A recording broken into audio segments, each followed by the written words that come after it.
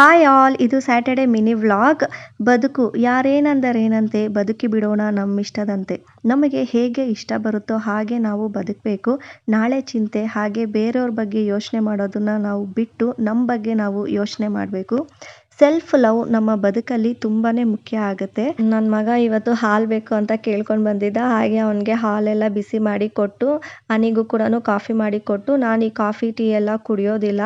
ಹಾಗೆ ರಾತ್ರಿ ತೊಳೆದಿರೋ ಅಂಥ ಪಾತ್ರೆ ಎಲ್ಲ ಎತ್ತಿ ಇಟ್ಬಿಟ್ಟು ನಾನು ABC ಜ್ಯೂಸ್ ಮಾಡ್ಕೊಳ್ಳೋಣ ಅಂದ್ಬಿಟ್ಟು ಮಾಡ್ಕೊಳ್ತಾ ಇದ್ದೆ.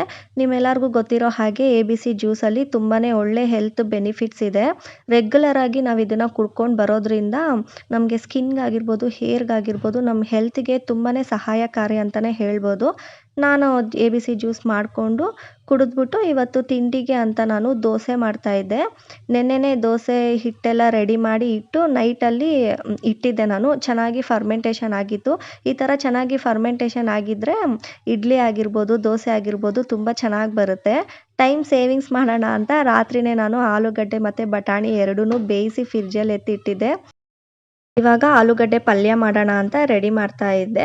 ಏನಿಲ್ಲ, ಸಿಂಪಲ್ಲಾಗಿ ಒಂದು ಕಡಾಯಿಯಲ್ಲಿ ಸ್ವಲ್ಪ ಎಣ್ಣೆ, ಸಾಸಿವೆ, ಜೀರಿಗೆ ಎಲ್ಲ ಚಿಟಪಟ ಅಂತ ಅಂದಮೇಲೆ ಕಟ್ ಮಾಡಿ ಇಟ್ಕೊಂಡಿರೋ ಅಂಥ ಈರುಳ್ಳಿ, ಕರಿಬೇವು, ಒಂದು ಹಸಿಮೆಣ್ಸಿನ್ಕಾಯಿನ ಹಾಕಿ ಚೆನ್ನಾಗಿ ಫ್ರೈ ಮಾಡಿ ಸ್ವಲ್ಪ ಉಪ್ಪು ಹಾಕ್ಕೊಂಡು ಫ್ರೈ ಮಾಡಿಕೊಂಡು, ಹಾಗೆ ಸ್ವಲ್ಪ ಅರಿಶಿನ ಪುಡಿ ಹಾಕ್ಕೊಂಡು ಬೇಯಿಸಿರೋ ಅಂಥ ಆಲೂಗಡ್ಡೆ ಬಟಾಣಿ ಎಲ್ಲ ಹಾಕ್ಕೊಂಡು ರುಚಿಗೆ ತಕ್ಕಷ್ಟು ಉಪ್ಪು, ಕೊತ್ತಂಬರಿ ಸೊಪ್ಪು ಇದಿಷ್ಟು ಹಾಕ್ಕೊಂಡು ಮಿಕ್ಸ್ ಮಾಡಿದ್ರೆ ಆಲೂಗಡ್ಡೆ ಪಲ್ಯ ರೆಡಿನೇ ಆಗೋಯಿತು. ದೋಸೆಗೆ ಚಟ್ನಿ ಮಾಡೋಣ ಅಂತ ಕಡಲೆಬೀಜ ಚಟ್ನಿ ಮಾಡ್ತಾಯಿದ್ದೆ.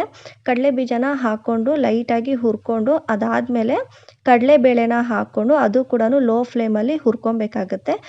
ತಣ್ಣಗಾದ್ಮೇಲೆ ಮಿಕ್ಸಿ ಜಾರ್ಗೆ ಹಾಕ್ಕೊಂಡು ರುಚಿಗೆ ತಕ್ಕಷ್ಟು ಉಪ್ಪು, ಹಸಿಮೆಣ್ಸಿನ್ಕಾಯಿ, ಬೆಳ್ಳುಳ್ಳಿ, ಹುಣಸೆ ಹಣ್ಣು, ಕೊತ್ತಂಬರಿ ಸೊಪ್ಪು, ಸ್ವಲ್ಪ ನೀರು ಹಾಕ್ಕೊಂಡು ಚೆನ್ನಾಗಿ ಗ್ರೈಂಡ್ ಮಾಡಿಕೊಂಡು ಇದಕ್ಕೆ ಹಸಿ ಈರುಳ್ಳಿನ ಕಟ್ ಮಾಡಿ ಹಾಕೋದ್ರಿಂದ ತುಂಬಾ ರುಚಿ ಬರುತ್ತೆ ಈ ಚಟ್ನಿ. ಒಂದ್ಸಲ ಟ್ರೈ ಮಾಡಿ ನೋಡಿ. ಹಾಗೆ ದೋಸೆ ಎಲ್ಲ ರೆಡಿ ಮಾಡಿಕೊಂಡು ಪ್ಲೇಟ್ಗೆ ಸರ್ವ್ ಮಾಡಿ ಇವತ್ತಿನ ತಿಂಡಿಗೆ ದೋಸೆ, ಚಟ್ನಿ, ಪಲ್ಯ ರೆಡಿ ಆಗೋಯಿತು. ಇಷ್ಟ ಆಗಿದ್ದರೆ ಲೈಕ್ ಮಾಡಿ. Thanks for watching.